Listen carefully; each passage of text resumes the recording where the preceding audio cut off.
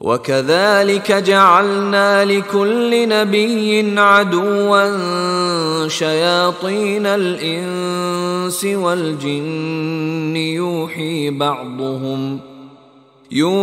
بَعْضُهُمْ إِلَى بَعْضٍ زُخْرُفَ الْقَوْلِ غُرُورًا وَلَوْ شَاءَ رَبُّكَ مَا فَعَلُوهُ فَذَرْهُمْ وَمَا يَفْتَرُونَ۔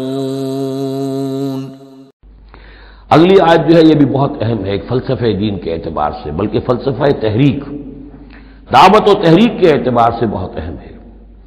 وَكَذَلِكَ جَعَلْنَا لِكُلِّ نَبِيٍّ عَدُوًّا شَيَاطِينَ الْإِنسِ وَالْجِنِّ، اور اسی طرح ہم نے ہر نبی کے دشمن بنا دیے انسانوں اور جنوں میں سے شیطان، ہم نے بنا دیے۔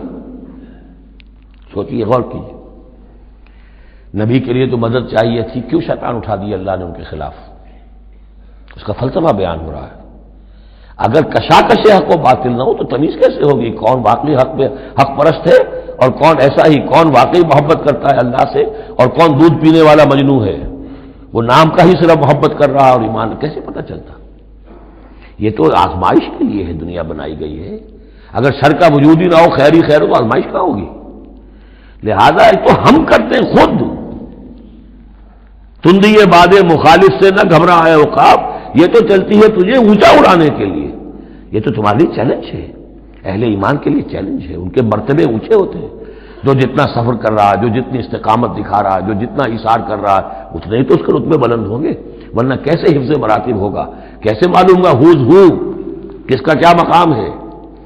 وَكَذَلِكَ جَعَلْنَا لِكُلِّ نَبِيٍّ، ہم نے خود اٹھائے، ہم نے بنائے ہر نبی کے لیے دشمن شیاطین الانس والجن، شیاطین جن و انس، یوحی بعضهم الی بعض زخرف القول غرورا، وہ ایک دوسرے کو اشاروں کنایوں میں وحی سے وہ ایسی باتیں، ملمہ کی ہوئی باتیں، فریب والی باتیں جو ہے وہ کرتے رہتے ہیں، ایک دوسرے کو گمراہ اور کرنے کے لیے، ایک دوسرے کے لیے اور سپورٹ کرنے کے لیے۔ وہ جو جن ہے شیطان، وہ آ کر اس انسان شیطان کے کان میں پھونک مارتا ہے، ابھی ذرا تم اور صبر کرو، ابھی اور دیکھو کہیں تم پھسل نہ جانا، دیکھنا کہیں تم حق کو قبول نہ کر لینا۔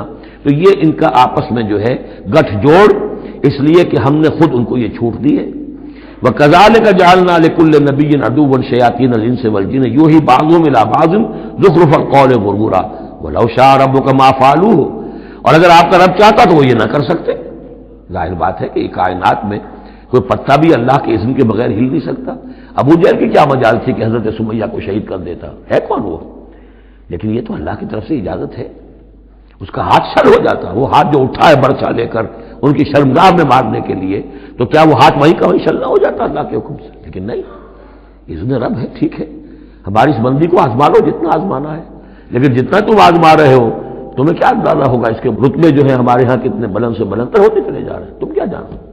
یا لیت قومی یعلمون بما غفر لی ربی وجعلنی من المکرمین، کاش میری قوم کو معلوم ہو جائے، میری بیوی رو رہی ہوگی، میرے بچے رو رہے ہوں گے کہ ہمارا باپ جو ہے وہ شہید کر دیا گیا، کاش وہ جان سکتے کہ مجھے میرے رب نے کیا میرا اعزاز فرمایا ہے، میں یہاں کس عیش و آرام میں ہوں۔ ان کے رونے کا کیا سوال، وہ خوشیاں مناتے ہیں۔ تو یہ صورتحال ہے۔